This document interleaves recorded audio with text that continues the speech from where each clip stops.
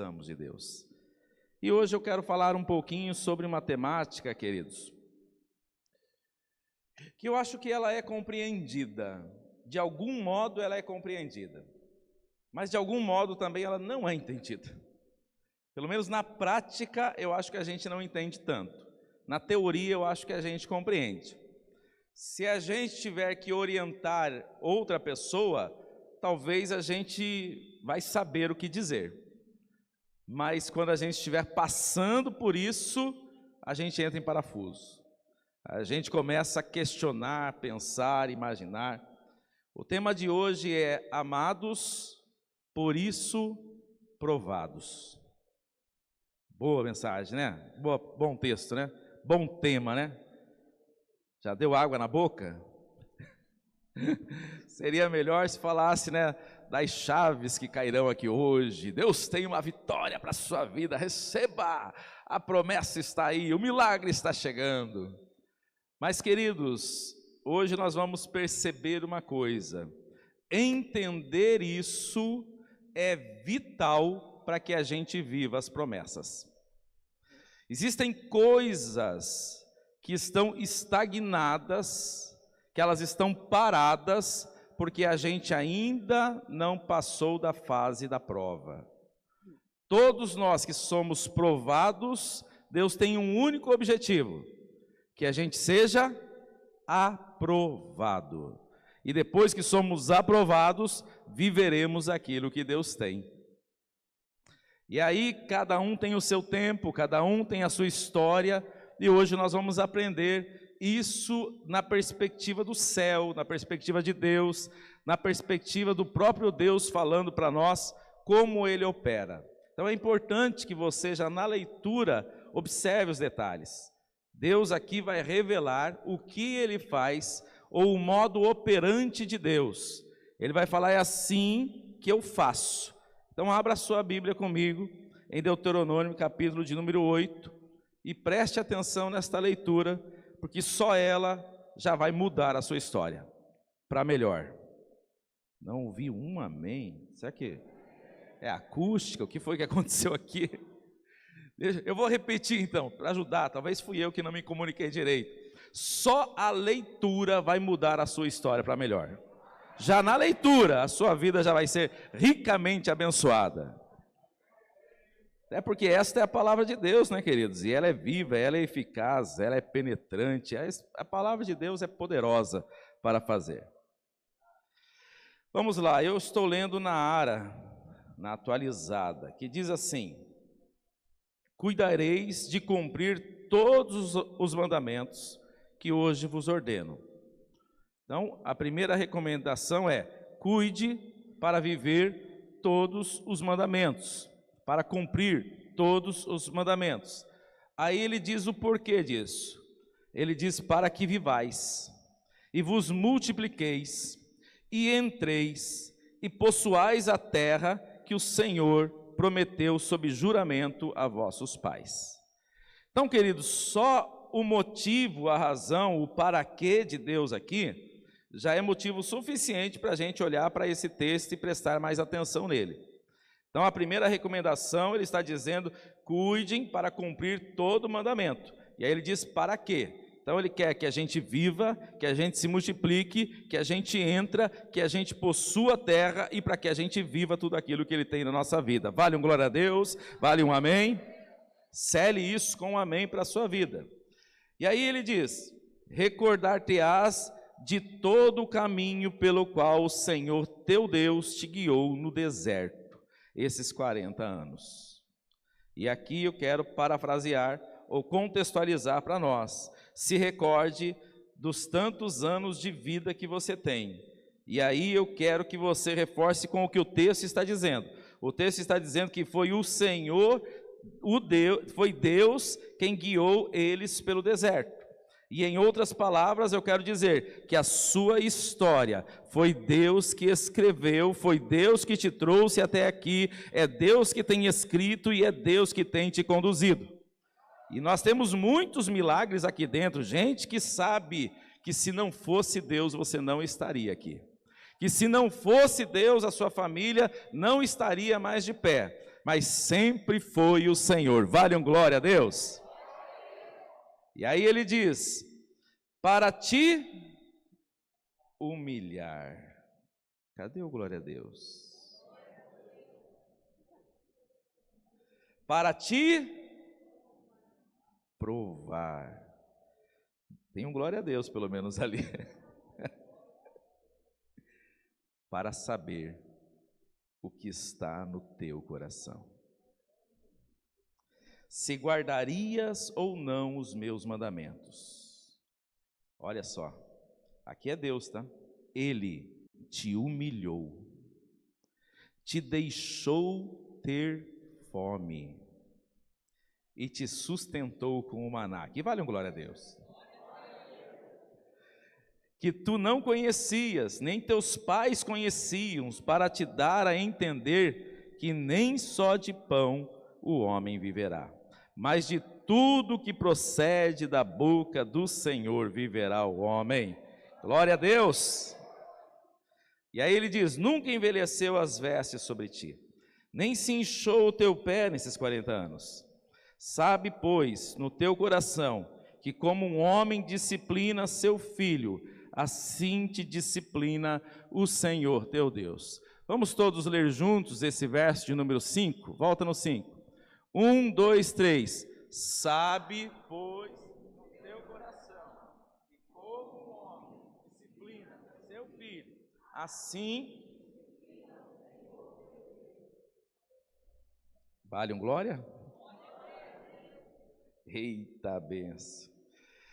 Guarda os mandamentos do Senhor teu Deus, para andares nos seus caminhos e o temeres. Porque o Senhor teu Deus te faz entrar numa boa terra, terra de ribeiros de águas, de fontes, de mananciais profundos, que saem dos vales e das montanhas, terra de trigo, cevada e vide, figueira e romoeira, terra de oliveira, terra de azeite e mel, terra em que comerás o pão sem escassez, nada te faltará nela, terra cujas pedras são ferro e cujos montes cavarás o cobre. Cadê o glória a Deus?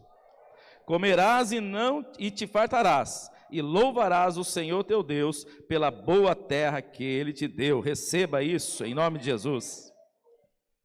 Guarda-te que não te esqueças do Senhor teu Deus, não cumprindo os seus mandamentos, os seus juízos, os seus estatutos que hoje te ordeno, para não suceder que depois de teres comido e estiver farto, preste atenção nisso, depois de haverdes edificado boas casas e morado nelas, depois de multiplicarem os teus gados e os teus rebanhos, e se aumentar a prata e o teu ouro, e ser abundante em tudo que tens, se eleve o teu coração, e te esqueças do Senhor teu Deus, que te tirou da terra do Egito, da casa da servidão, que te conduziu por aquele grande e terrível deserto, de serpentes abrasadoras, de escorpiões, de secura, em que não havia água,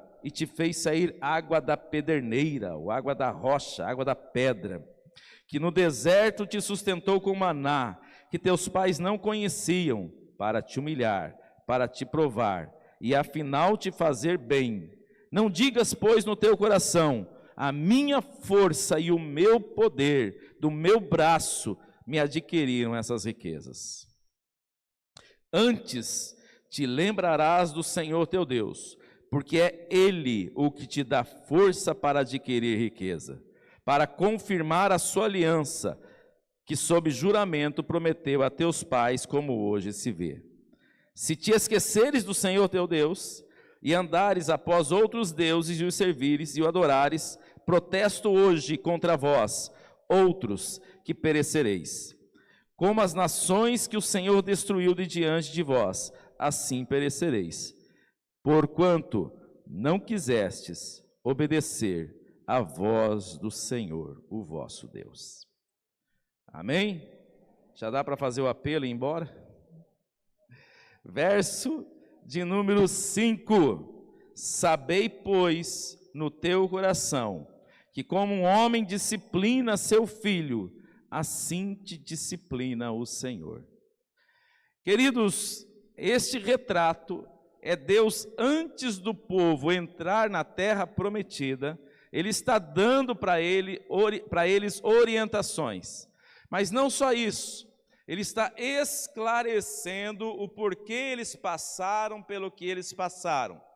E inclusive porque ele estava fazendo preventivamente coisas que a gente muitas vezes não compreende. É natural, infelizmente ou felizmente, é natural a gente estar passando por prova e estar se perguntando por que eu estou passando por isso.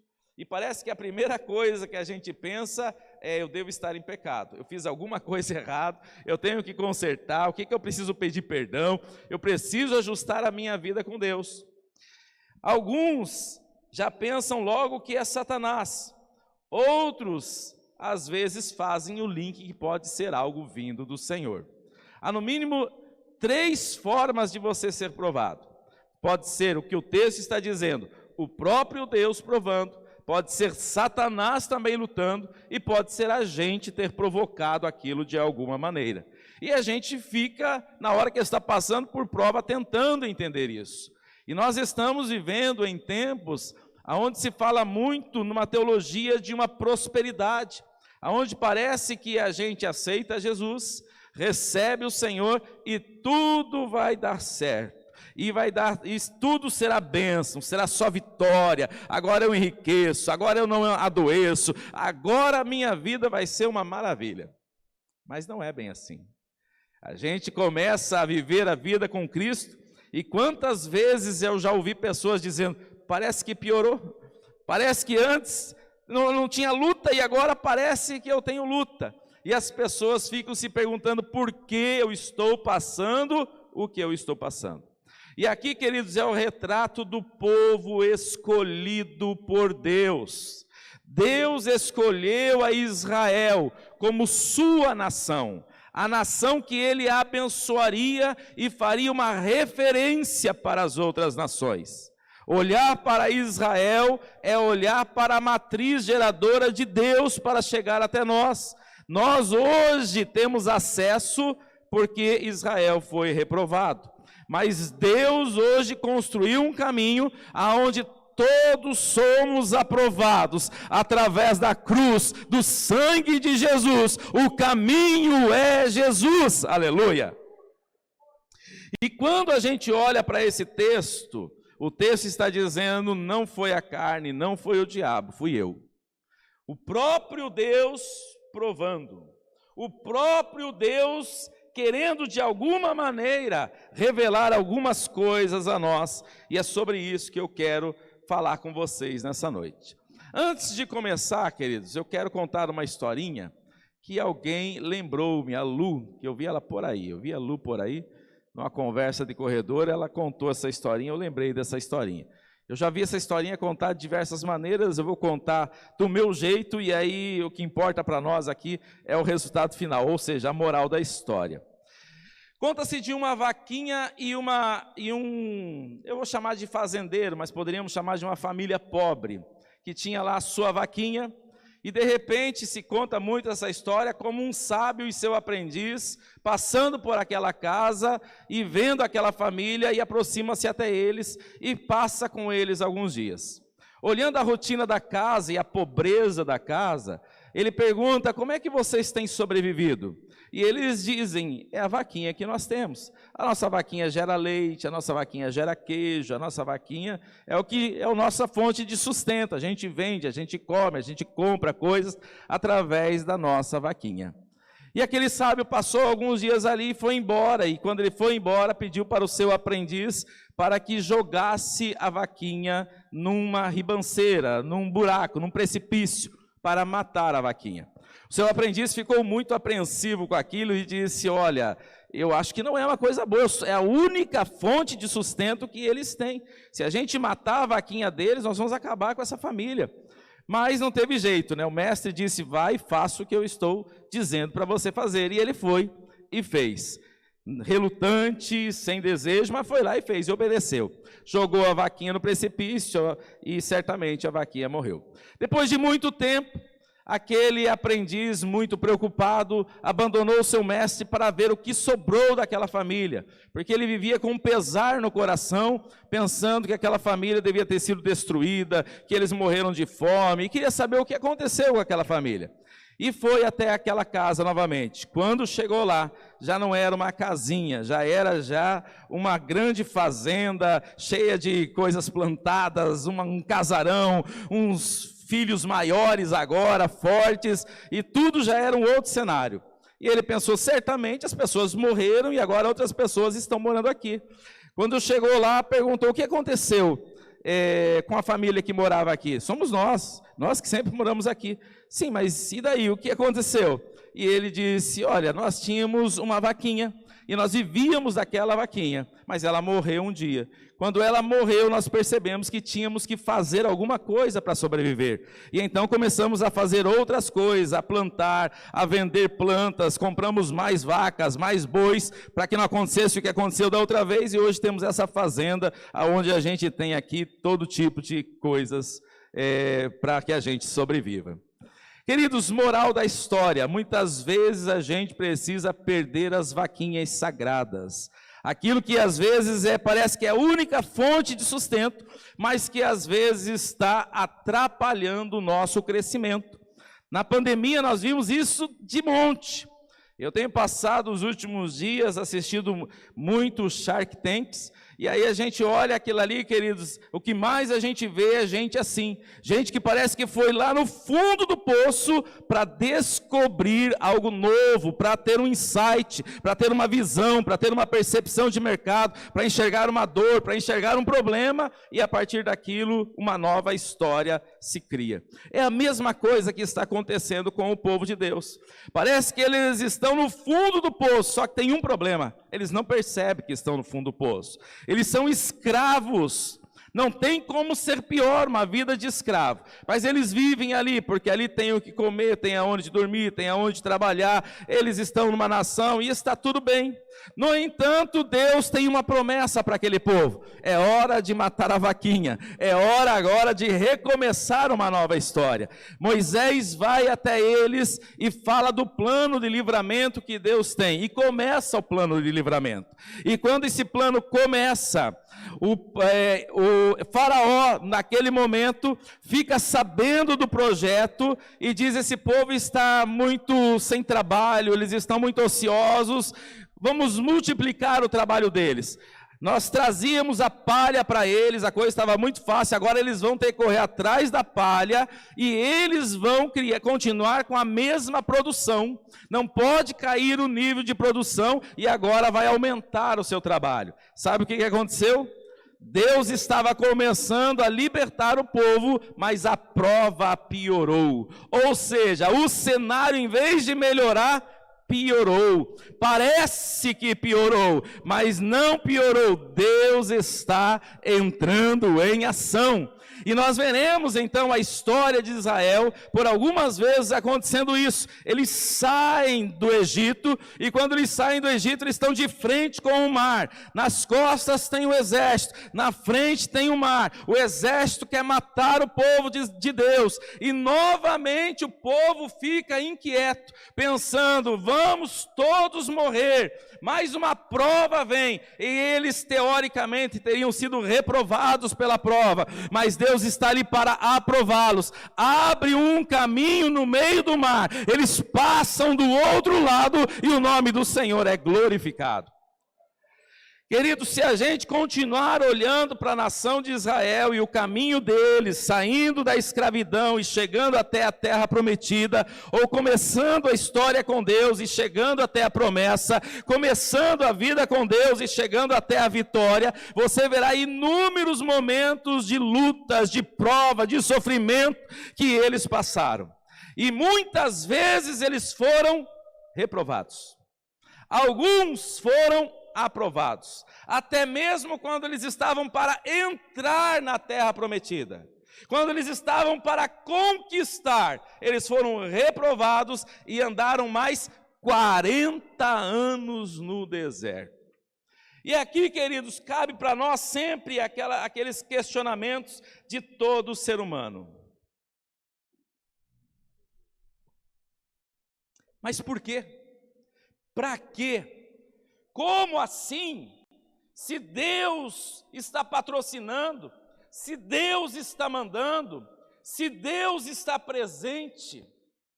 E a gente pode observar, e para quem conhece os leitores das Sagradas Escrituras, que se tem um momento onde Deus era manifesto de forma visível, é esse momento onde Israel sai do Egito até a terra prometida.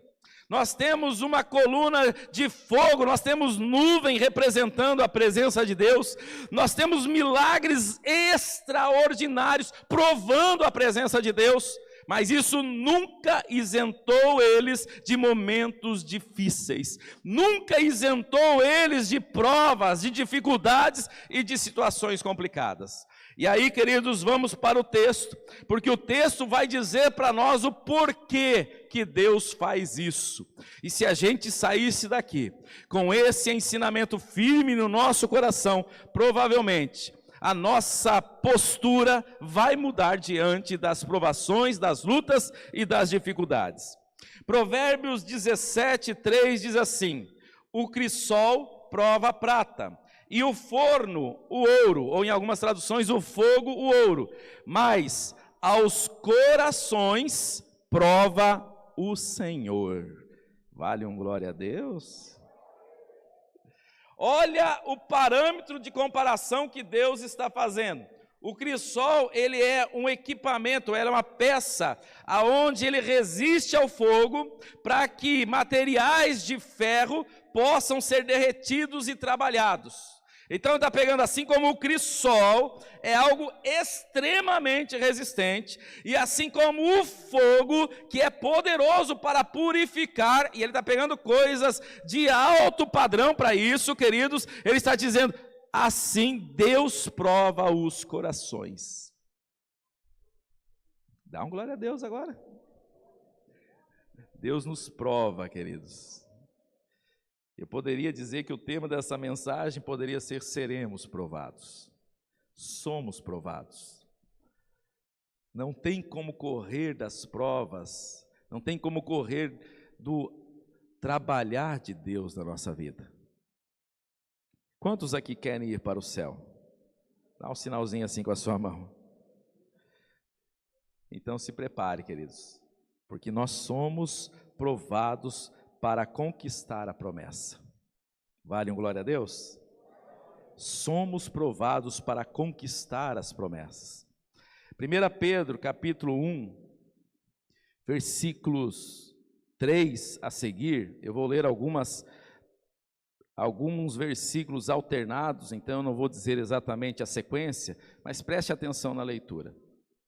Para que ele chegue no versículo de número 7, que diz: para que a prova da vossa fé, a fé é provada, ele está dizendo, para que a prova da vossa fé, muito mais preciosa do que o ouro que perece, e é provado pelo fogo, aí ele diz, para que se ache em louvor, honra e glória na revelação de Jesus Cristo. Aqui você pode dar uma glória a Deus. O que o texto está dizendo para nós é que o objetivo de Deus, através de nos provar, é fazer com que a gente tenha uma vida e um coração que louve a Deus, que honre a Deus e que glorifique a Deus. O processo de Deus é para que a gente chegue lá. O projeto de Deus é para nos levar ao nível que Ele estabeleceu para nós, queridos.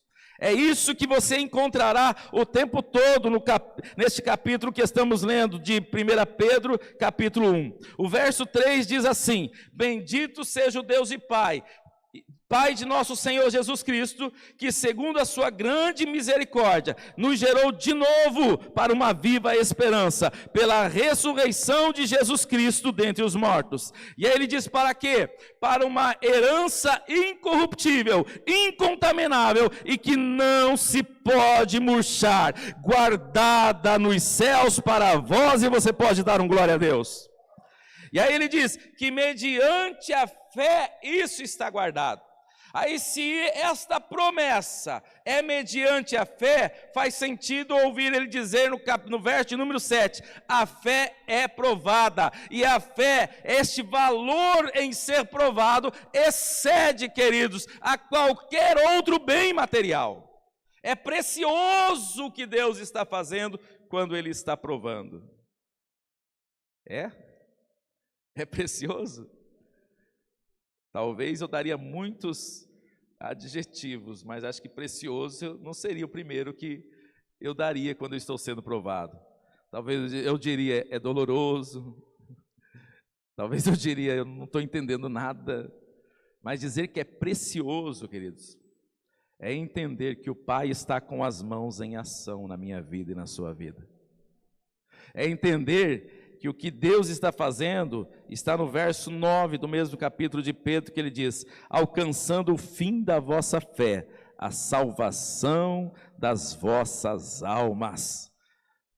Isso, pode dar glória mesmo, porque esse é o objetivo de Deus, a salvação. Se a gente perder esse foco, nós nos perdemos. Então a primeira lição, queridos, que a gente quer tirar desse texto, está no versículo de número 2. Se Deus há muitas lições aqui sobre por que Deus nos prova. Eu vou tirar 3 lições aqui. A primeira está no verso 2, que ele diz assim, verso de número 2.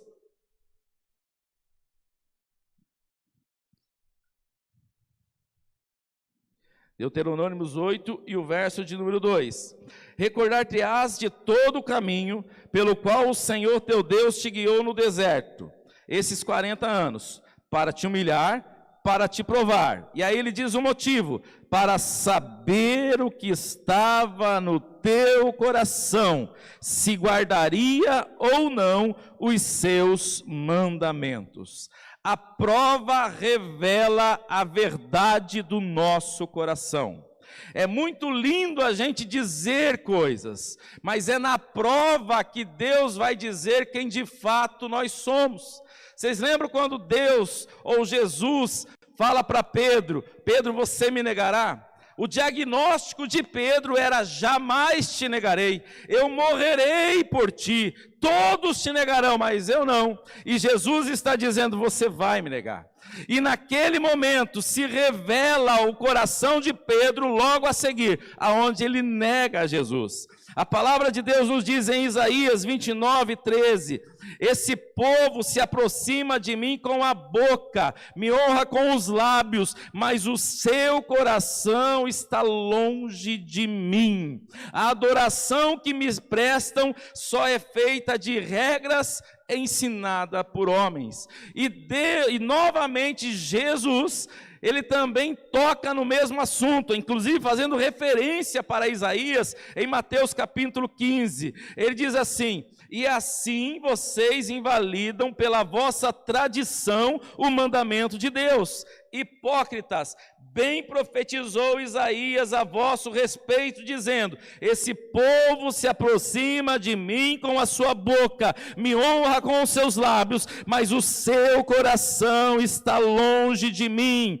mas em vão me adoram, ensinam doutrinas e preceitos de homens, e chamando assim a multidão, disse, ouvi e entendei, o que contamina o homem não é o que entra pela boca, mas o que sai da boca, é isso que contamina o homem. Queridos, o primeiro objetivo de Deus é fazer este alinhamento ao nosso coração com a nossa boca. A nossa boca confessa que Jesus é o Senhor, mas muitas vezes as nossas atitudes não confessam isso. O nosso dia a dia não confessa isso. O nosso coração não confessa isso. É isso que o texto está dizendo. Quando Moisés disse para o povo de Israel que ele tinha sido enviado para aquilo e que Deus estaria tirando eles, o povo unânime disse que estariam obedecendo. Mas não são poucas as vezes que veremos o povo desobedecendo, querendo voltar para o Egito, reclamando do processo, dizendo que Deus deve ter tirado eles de lá para morrer no deserto. Eles tinham medo do processo e não entendiam, porque o coração deles revelava a verdade que havia neles. Quantos de nós, queridos, já passamos por isso?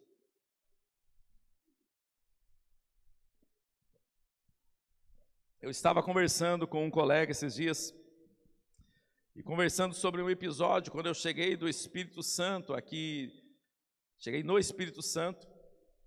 Eu sou representante, eu era representante comercial até 2 anos atrás, fazem 2 anos que eu não estou trabalhando secularmente, ele vai fazer 2 anos agora em dezembro, mas até então eu era representante comercial, e representante comercial não tem salário fixo. E eu vim de lá para cá, simplesmente eu, minha família, o carro, e vamos ver o que Deus vai fazer. E alguns dias aqui, não sei se faziam 30 dias, o meu melhor mês, minha melhor semana era a JPR, Jornada Paulista de Radiologia. Ali definia o meu ano. E uma semana antes eu fui brincar de futebol, ali no condomínio, e quebrei a perna. Quebrei a perna e fiquei uns 3 dias no corredor do Dório, depois fui, glória a Deus, aleluia, enviado lá para Santa Teresa. No outro dia fizeram a operação, maravilha, aconteceu o que tinha que acontecer. Depois de uns 5 dias de hospital, voltei para casa. Quando eu cheguei em casa, eu estava passando mal, e a minha esposa foi comprar alguma coisa na farmácia. Quando ela saiu do quarto, até ali estava tudo bem, irmãos. Quando ela saiu do quarto, e ela fechou a porta, eu chorava igual uma criança, como se o desespero tivesse batido. Eu não faço ideia o que aconteceu. O emocional naquela hora me pegou de um jeito que eu não faço ideia o que aconteceu. E para quem me conhece sabe que chorar não é uma virtude que eu tenho. E aí, queridos, ali eu comecei a imaginar, que fé é essa que eu tenho? Porque quando a gente fala de fé é bonito, quando a gente fala de confiança é bonito. Mas quando a gente passa, e na hora me veio um retrato, estou perdendo a minha melhor semana, acabei de chegar aqui no estado, não tenho 1 centavo, não sei o que será do meu amanhã, não conheço esse estado, não conheço ninguém aqui nesse estado, não tinha nada aqui nesse estado, e eu não sabia nem como seria o meu salário daquele mês. E agora eu não sabia nem como seria o meu primeiro ano aqui. Então, naquele momento, eu acho que a ficha caiu, e quando minha esposa fechou a porta, eu comecei a chorar, e depois do choro, eu comecei a pensar, que fé é essa que eu tenho? Ali eu descobri que o meu coração, que estava tão cheio de fé, precisava de mais fé. A palavra de Deus nos diz, em 2 Coríntios, em 1 Coríntios, Paulo, ele nos diz, provai-vos a vós mesmos se vocês permanecem na fé, se é que vocês não têm caído. Também diz no texto que nós usamos muitas vezes para a ceia, examine-se, pois, o homem a si mesmo. Se existe uma coisa que faz com que a gente pense de si acima do que convém e não entenda quem somos ou como está a nossa fé ou a nossa relação com Deus, é falta de um diagnóstico mais preciso. Queridos, nós podemos falar de fé, nós podemos falar que amamos a Deus, nós podemos falar que enfrentamos o que vier, nós falamos que veio o que vier e cantamos, mas é na hora que estivermos passando por situações que se provará quem somos de fato e de verdade. Deus não quer reprovar ninguém, Deus quer revelar o seu coração, porque nós temos uma meta final, morar com Deus eternamente. E se tem uma coisa que eu acredito que ninguém quer, é cultuar, vir no culto todos os dias, viver dentro de igreja, e quando chegar naquele dia ele falar, não vos conheço. Então, melhor que Ele nos prove hoje, e que esse fogo do céu tire a impureza, porque a gente quer morar no céu, aleluia! E o nosso coração precisa ser verdadeiro e transparente. É por isso que Ele nos prova, para revelar a verdade do nosso coração. Ele está dizendo isso: eu queria ver o coração de vocês, se vocês guardariam os meus mandamentos. Quantas coisas, queridos, bem menores do que o que Israel passou, tem feito gente recuar, tem feito gente parar, tem gente questionando a vida dele com Deus, e tem gente questionando Deus. E tem gente, queridos, em algum lugar do mundo nessa hora, enfrentando a morte, e não é de forma figurativa, mas dizendo: eu não redo o pé, eu sei em quem tenho crido, ainda que o meu corpo caia, eu sei que eu estarei com Ele na glória, aleluia! Isso é hoje, é 2024, não é coisa só lá daquela época. Hoje existe gente também sendo provado e interpretando isso como Deus está no controle, não perdeu o controle, eu serei aprovado e Deus será glorificado, aleluia! Eu quero saber o que tem no seu coração. É por isso que as provas vêm, queridos. A segunda razão que as provas vêm está no verso de número 3, que diz para nós: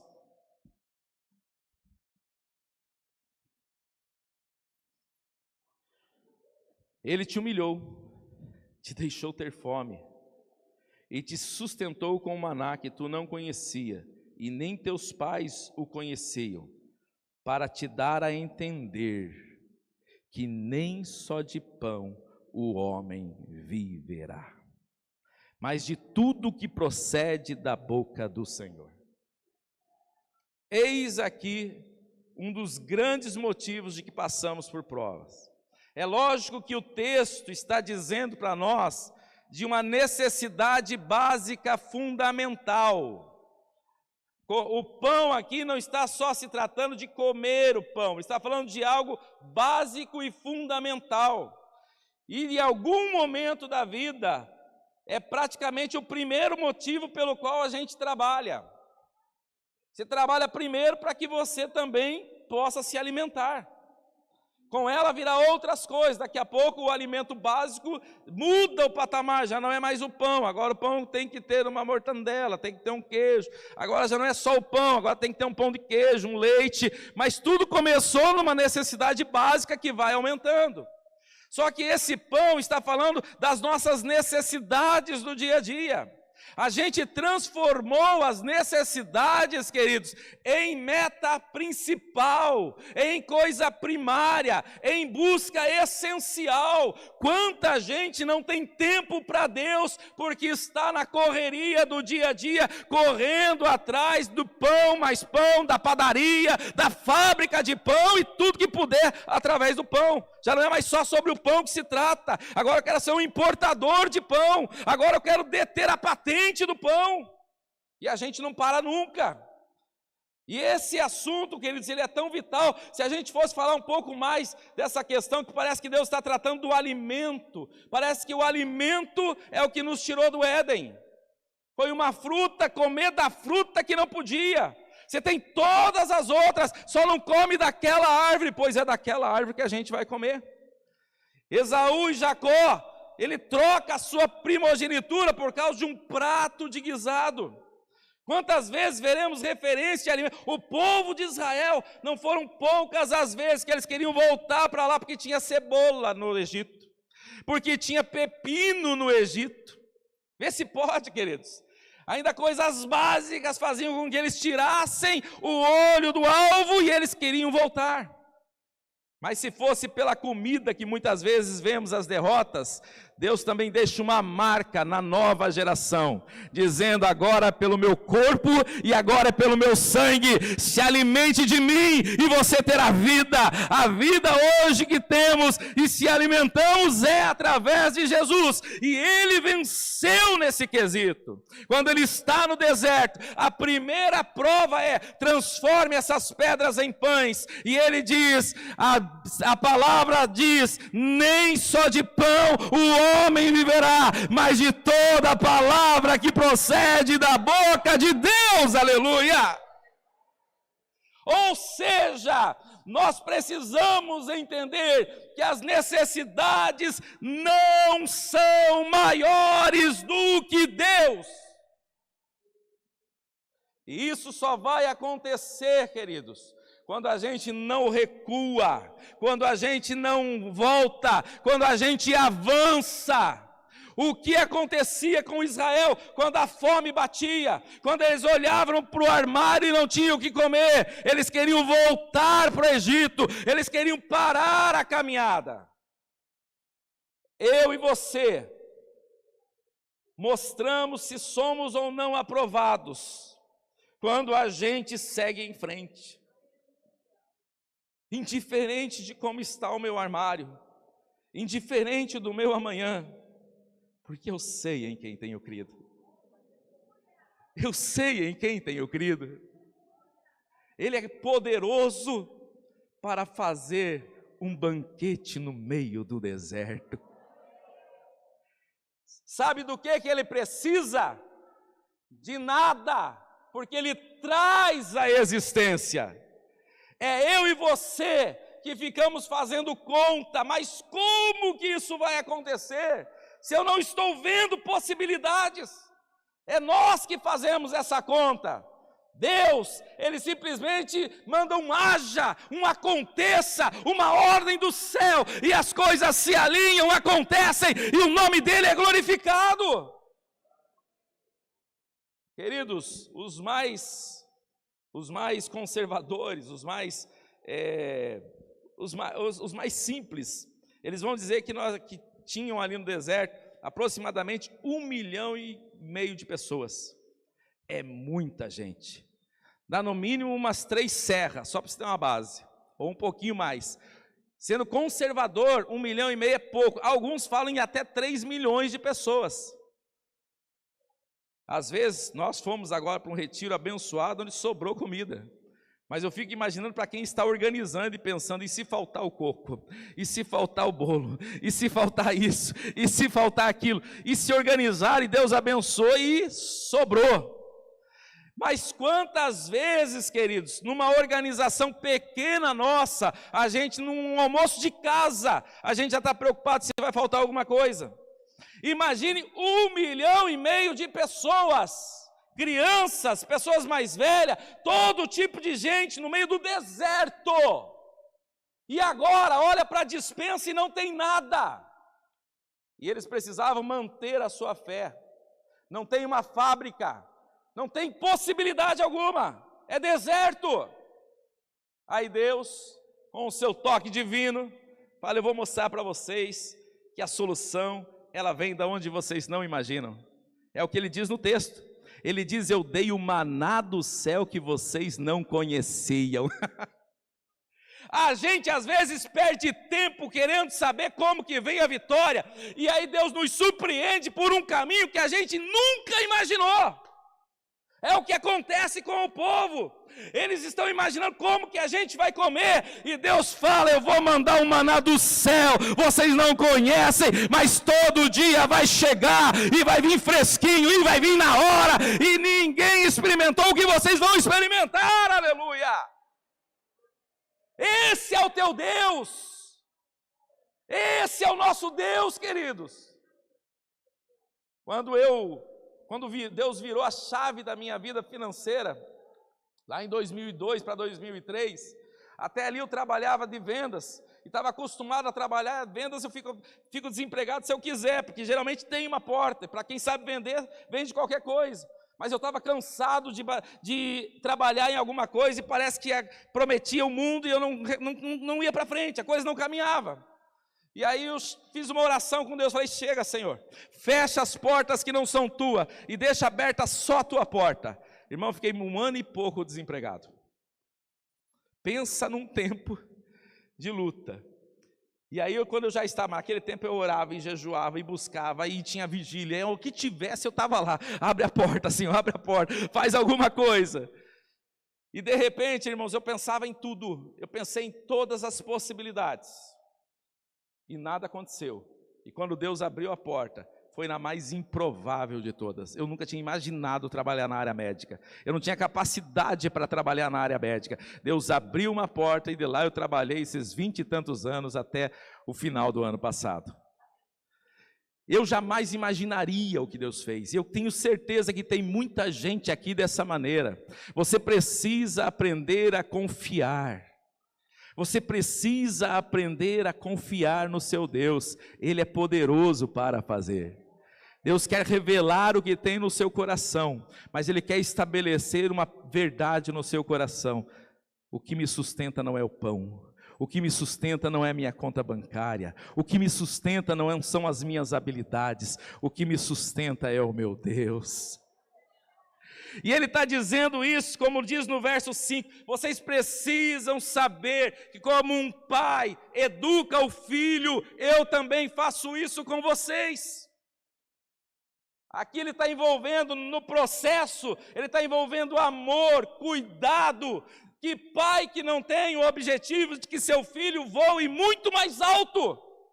Imagine Deus, que é muito melhor do que qualquer pai terreno. Ele tem os melhores sonhos e os melhores projetos. E eu não sei se eu acalmo o teu coração com isso ou se eu te deixo mais preocupado. Mas você não tem capacidade de enxergar o que Deus tem para a sua vida.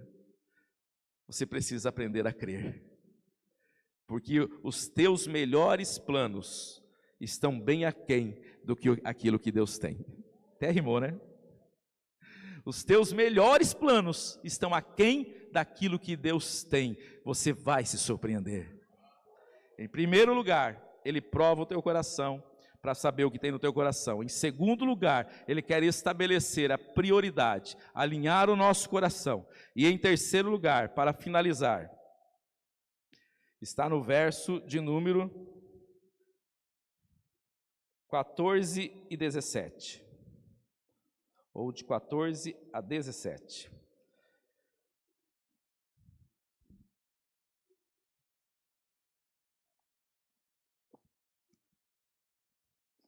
Diz assim o texto. Vamos a partir do verso 12. Para não suceder que depois de teres comido e estiveres farto, depois de haveres edificado boas casas, moradas nelas, depois de se multiplicarem os teus gados, os teus rebanhos, e aumentar a tua prata e o teu ouro, e ser abundante em tudo que tem. Então ele está dizendo, vai acontecer tudo isso com vocês. Então se preparem. Eu estou preparando vocês porque vai acontecer tudo isso. Vocês vão ter casa, o ouro vai aumentar, gado, vocês vão ter de tudo. Só que eu preciso agora ajustar as coisas. E aí ele diz, se eleve o teu coração e te esqueças do Senhor teu Deus, que te tirou da terra do Egito e da casa da servidão. Então a primeira informação que Deus está mandando para nós é que pessoas abençoadas por Deus e grandemente abençoadas correm o risco de se esquecer do Senhor seu Deus. Por isso Ele nos prova, para que fique isso estabelecido em nós, que sempre foi Deus. Nunca fui eu, nunca foi você, sempre foi Deus. Você pode dizer isso para quem está ao seu lado? Diga, sempre foi Deus. E aí ele diz mais, verso de número 16, no deserto Ele te sustentou com maná, teus pais não conheciam. E aí ele diz, para te humilhar, para provar, e afinal, te fazer o bem. Verso 17, e para que você não diga no teu coração, a minha força e o meu poder do meu braço foram que adquiriram essas riquezas. Em primeiro lugar, Deus prova o nosso coração para revelar qual é o nosso coração. Em segundo lugar, Deus estabelece a prioridade número 1, que é Ele. Acima do pão é Ele. E em terceiro lugar, para que a gente aprenda a depender 100% de Deus. Aprenda que não é pela nossa capacidade. Aprenda que as suas habilidades, elas podem ser muito úteis para Deus, mas que se você não tiver habilidade nenhuma, Ele continua sendo Deus. Queridos, vamos para Juízes capítulo 7, verso 2. Coloca no telão para nós, queridos, por gentileza. Juízes 7, verso 2. Dá uma olhadinha nesta passagem. Disse o Senhor a Gideão: é demais o povo que está contigo, para que eu possa entregar os midianitas nas suas mãos. Israel poderia se gloriar contra mim, dizendo: a minha própria mão me livrou. Deixa esse texto aí, por gentileza. Estava pensando nesse texto, queridos, e a gente muitas vezes olha para a passagem de Gideão, e a gente muito mais enaltece Gideão do que a Deus. Então a gente ora por mais Gideão, que Deus levante outros Gideões, que Deus levante mais pessoas como Gideão. Mas se você olhar com um pouco mais de atenção para o texto, Gideão não tem muita coisa para aproveitar não, irmãos. O texto vai dizer, é disso aqui que se trata o texto. Gideão está escondido como qualquer um outro homem, e Gideão está sem fé como qualquer um outro homem, ao ponto de o anjo aparecer para ele e ele questionar o anjo. Talvez se fosse um outro homem até creria, não sei, mas se você olhar com mais cuidado para o texto, você vai ver que Gideão não é tudo isso que a gente diz que ele é. Deus tem que se provar para ele, não é poucas vezes, provar que está com ele, que vai fazer aquilo. Ele faz provas com Deus para ver se Deus realmente iria fazer o que disse que estava dizendo que iria fazer. E Deus provava de um jeito e ele queria do outro. Agora eu vou colocar o novelo de lã aqui, você vai molhar todo ao redor, o novelo vai ficar seco. Não, foi muito fácil. Agora vamos fazer diferente, agora só o novelo fica molhado e o resto fica tudo seco. E aí quando termina esse processo de escolha, ainda assim Deus aparece para ele. Se você tem dúvida, desce o arraial, vai até os filisteus e veja lá como é que eles estão. Deus ainda mostra para eles que a vitória já estava garantida.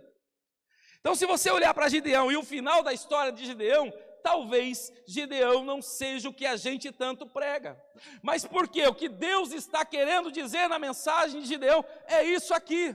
Ele está dizendo, olha, você não vai com muita gente, você não vai na sua capacidade, você não vai na força que você tem, e talvez não precise nem de espada, vocês podiam ir até com uma roupa normal, porque essa vitória quem vai dar sou eu vou colocar uma marca registrada, que quando eu opero ninguém impedirá, e que eu posso fazer, aleluia. Só que a nossa maneira de promover, muitas vezes, a gente acaba muito mais falando do Gideão do que o grande Deus, que pega 300, que era insignificante diante do exército que vinha contra eles, irmãos. A matemática não permite uma vitória desses 300.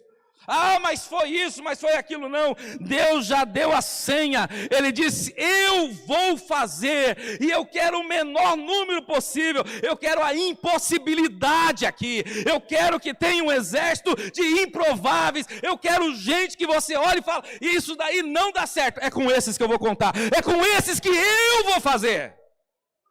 O que ele está dizendo, eu provo para mostrar que eu sou Deus, eu provo para mostrar que eu sustento, eu provo para mostrar que é na força do meu poder, eu provo para provar que eu sustento a sua vida e a sua história, aleluia. E a gente, às vezes, acaba trazendo, até inconscientemente, a glória para nós. E ele está advertindo, dizendo, cuidado, porque tem gente que passa pelos dois níveis da prova, e quando começa a ser abençoado, se esquece do Senhor seu Deus. Eu queria, queridos, terminar essa vitória na alta, falando das tantas bênçãos e maravilhas, mas Israel é uma prova de que isso aconteceu com eles. Eles entraram na terra prometida, mas se você for lá para o livro de Juízes, você vai ver um povo que se esqueceu do Senhor seu Deus. Você vai ver um povo que começou a viver idolatramente. Você vai ver um povo envolvido com prostituição. Você vai ver um povo que abandonou a Deus. Um povo que viveu coisas extraordinárias, mas um povo que agora estava exatamente caindo na advertência que Deus disse: tenham cuidado. Cuidado, porque eu vou abençoar. E quando eu abençoar, muita gente se perde. Eu não sei se eu sou o único, mas eu conheço muita gente assim. Gente que chega todo quebrado, mas que de repente Deus conserta tudo. E daqui a pouco não está mais entre nós. E daqui a pouco começa a colocar a culpa na igreja, culpa no irmão, culpa nisso, a culpa naquilo, no ar-condicionado, na cadeira, no estacionamento. Mas não se trata disso. Em algum lugar, essa pessoa perdeu o alvo, e o alvo é Deus. Nós estamos aqui por Ele. O que há de mais importante é a presença dEle. O que nos sustenta é Ele. Indiferente do que eu esteja passando, o que importa é Ele. Está difícil, mas Ele está presente. Eu não sei como será o meu amanhã, mas eu tenho certeza que Ele já tem tudo preparado. Eu tenho certeza que eu não consigo nem acompanhar o pensamento de Deus. Eu tenho certeza que Ele vai me surpreender. Agora eu preciso ouvi-lo dizendo: tenha cuidado, seja fiel, não me abandone, persevera, continua, não desista, continue. Está chegando o dia, Ele está voltando, queridos. Nunca foi tão evidente a sua volta. O cenário global está evidenciando: Jesus está voltando. E o seu objetivo maior do que aquele povo entrar na terra prometida, aqui dessa terra, é nós entrarmos nas mansões celestiais e vivermos eternamente. Os discípulos entenderam isso numa dimensão que eles dizem: olha, nada aqui nessa terra se compara ao que Ele reservou e preparou para nós, aleluia. Não tem dor, não tem riqueza, não tem problema, não tem vitória, não há nenhuma conquista nessa terra e nenhuma perca aqui nessa terra que se compara com o que está guardado, reservado, preparado e está assinalado para a sua vida.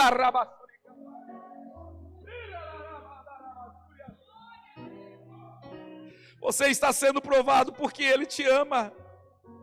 Se você chegou aqui para perguntar: Deus, por que eu estou passando o que eu estou passando? A resposta de Deus para a sua vida é: eu estou aperfeiçoando, eu estou trabalhando, eu estou adornando, eu estou preparando a sua vida. Você será mais forte, mais resistente, você sairá disso aprovado. Vamos se colocar em pé?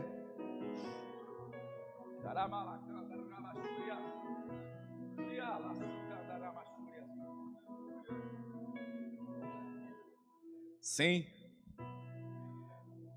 Deus prova para saber o que tem no nosso coração.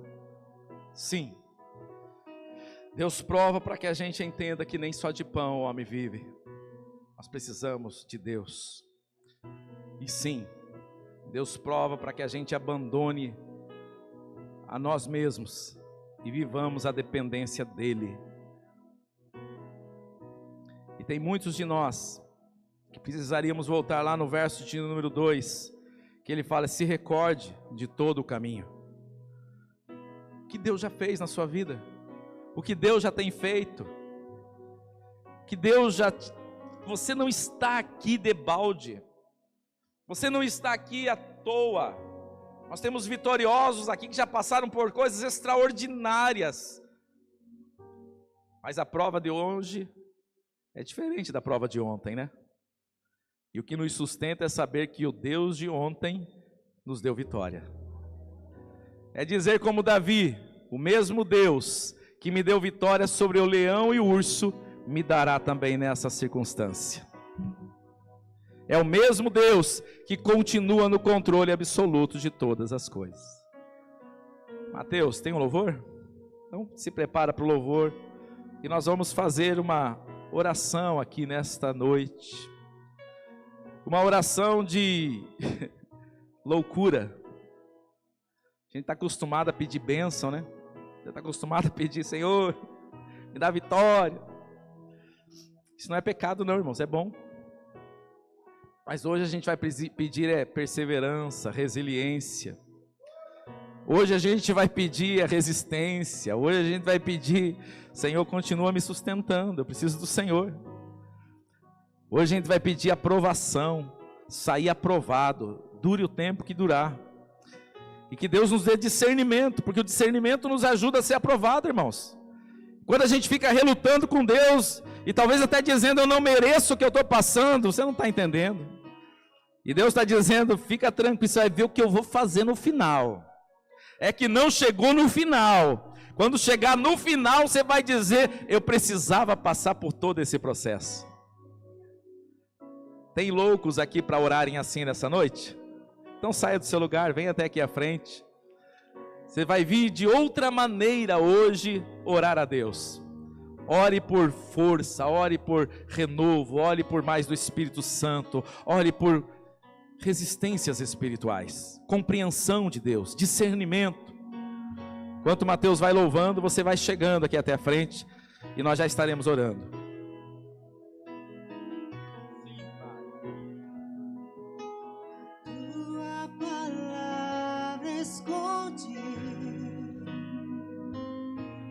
Guardada no meu coração,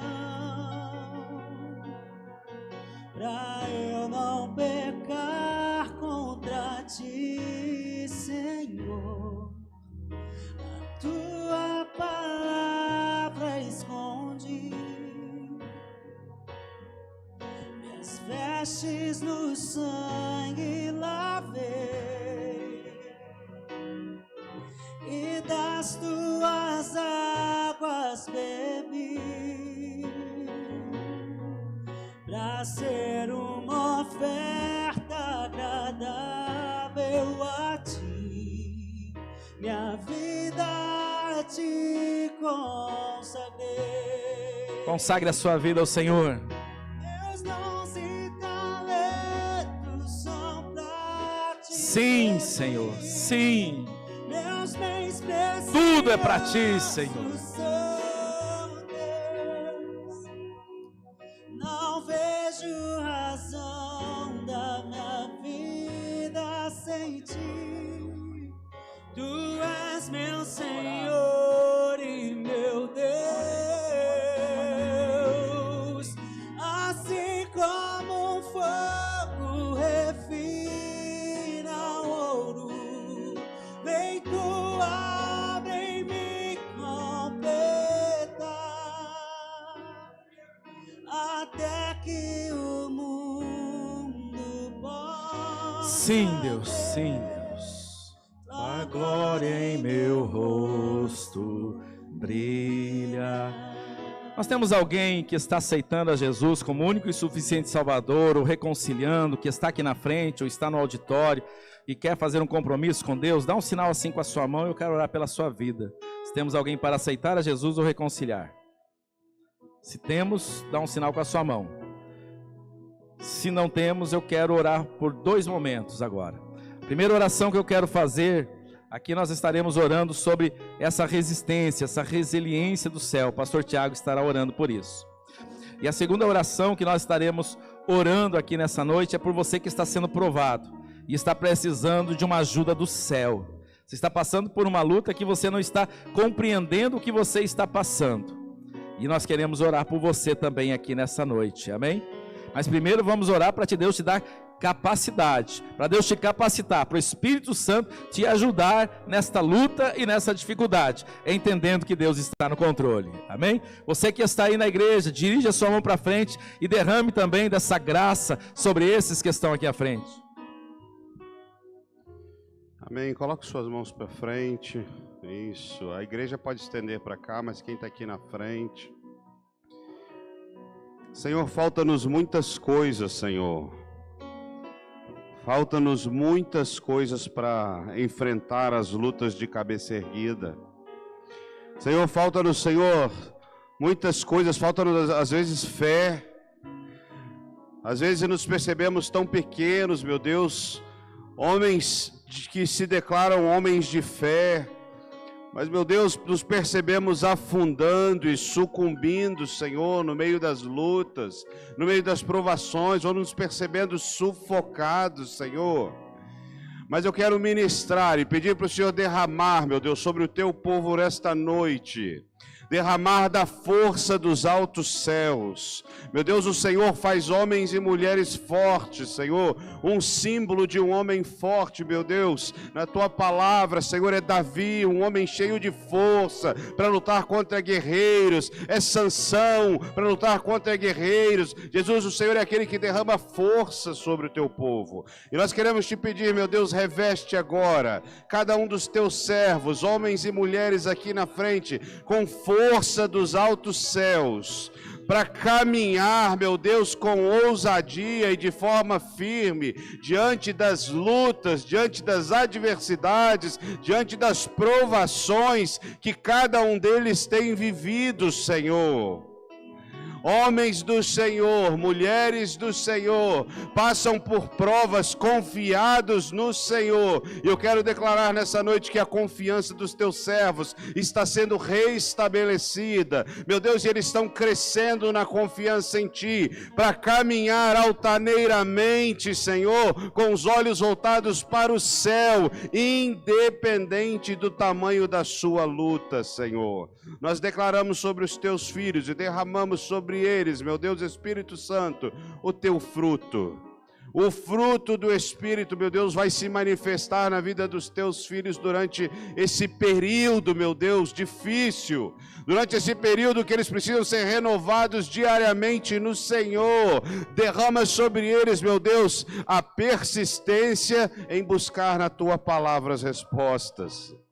Derrama sobre eles, meu Deus, a alegria de desfrutar de um tempo de oração e ouvir o Senhor falar com eles sobre como proceder no dia de hoje. Mas é só para hoje, porque amanhã o Senhor tem uma instrução nova, Senhor. Então quero ministrar sobre o teu povo graça, força e poder do Senhor, em nome de Jesus. Amém e amém. Aleluia. Se coloque de pé. Eu quero orar agora por você que está passando por uma situação difícil, você que está sendo provado, está passando por um processo que às vezes você nem entende o que você está passando. Você acabou de, nesta oração, receber força do céu, mais do Espírito Santo, mais resiliência, mais perseverança. Mas eu também quero orar por uma nova história, por uma aprovação do céu. Que seja nesta noite aquilo que Deus, quem sabe, está dizendo hoje para você. Eu queria que você entendesse isso, e a partir de hoje você vai viver algo novo, em nome de Jesus. Coloque também a sua mão para frente. Pai, em nome de Jesus, eu não sei o que cada um está passando, eu não sei o que estão enfrentando, eu não sei quais são as dores, mas o Senhor conhece cada lágrima, o Senhor conhece cada suspiro, o Senhor conhece cada dor, o Senhor conhece cada grito, e o Senhor conhece cada silêncio, Pai. Por isso, nesta noite, eu te peço, Senhor, que seja uma noite de aprovação, que seja uma noite de mudança, que seja uma noite, Pai, que a compreensão do processo aconteça, e teu filho e tua filha passem aprovados, Senhor. Quem sabe, Pai, o que precisava, Senhor, é o que hoje, Senhor, se estabelece, entender o que o Senhor estava fazendo, e a mente de Cristo que temos, Pai, hoje nos faz mais sábios e compreendendo o processo. Então, em nome de Jesus, se é na saúde, se é na família, se são nas finanças, Pai, se é, Senhor, uma causa familiar, se são nas relações, seja onde for, eu libero sobre este lugar vitória, eu libero sobre este lugar cura, eu libero sobre este lugar uma nova história, em nome de Jesus, em nome de Jesus, em nome de Jesus, em nome de Jesus, receba em nome de Jesus. Dê uma salva de palmas para Jesus. Você que está aqui na frente,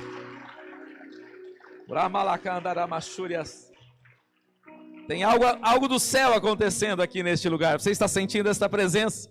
É Ele agindo, é Ele operando. Antes de você sair deste lugar, cumprimente a pessoa que está do seu lado e diga para ela: você é aprovado porque você é amada. É o amor de Deus. Mas não é para sair, estou falando